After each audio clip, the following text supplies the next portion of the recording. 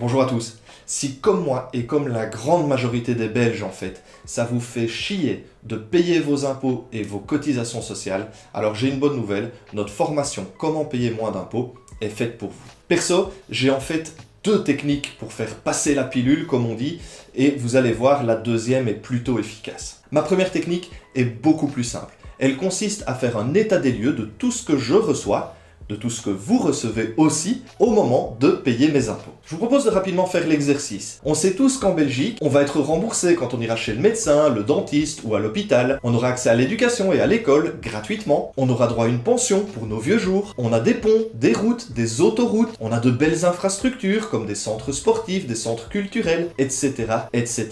Du coup, bah oui, on se rend vite compte que l'État va avoir besoin de pas mal de moyens pour assumer toutes ces dépenses. Alors là, je suis certain qu'il y en a quelques-uns parmi vous qui sont en train de se dire il fait quoi là le chevelu, il est en train de nous faire la morale ou quoi? Alors là, vous inquiétez pas, je vous rassure, je fais la morale de personne, ça me fait d'ailleurs chier personnellement de payer mes impôts. Et je suis d'accord avec vous, cette technique ne va pas faire diminuer la douloureuse, mais au moins, je me rappelle pourquoi je paye. Ma deuxième technique, qui pour le coup est beaucoup plus intéressante, est de faire tout ce qui est en mon pouvoir pour diminuer au maximum mes impôts et mes cotisations sociales. Bien sûr, de façon légale et constructive, c'est-à-dire utile pour mon entreprise et intéressant pour ma personne. Et il est évident qu'il faut cocher ces deux cases. On a tous un tonton ou un cousin qui sera à moitié bourré le jour du réveillon de Noël et qui va nous donner la bonne idée, la bonne mauvaise idée. Fais un maximum de frais, tu vas voir, ça va faire diminuer tes cotisations sociales et diminuer tes impôts.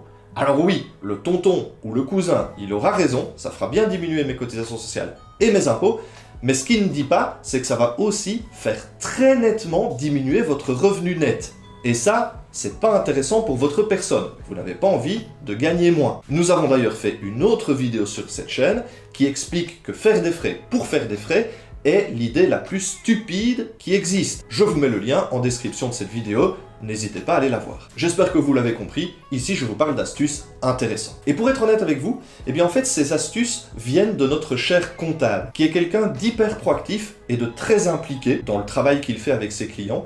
Et donc en général, début du mois de novembre, il envoie un mail à tous ses clients avec une dizaine d'astuces qu'on peut faire et mettre en place sur la fin d'année pour diminuer les impôts et les cotisations sociales. Comme ces conseils sont plutôt très précieux et super utiles, on a voulu avec Maxime, et évidemment en discussion avec notre comptable, les partager au plus grand nombre. Voilà pourquoi on a créé cette formation « Comment payer moins d'impôts » avec une promesse. Et cette promesse, elle est très simple. Nous sommes certains qu'avec toutes ces astuces, si vous les appliquez évidemment, vous allez faire diminuer vos impôts et vos cotisations sociales d'au minimum 500 €. Vous verrez, cette formation est découpée en fait en 3 grandes parties. La première partie, elle s'adresse à absolument tout le monde.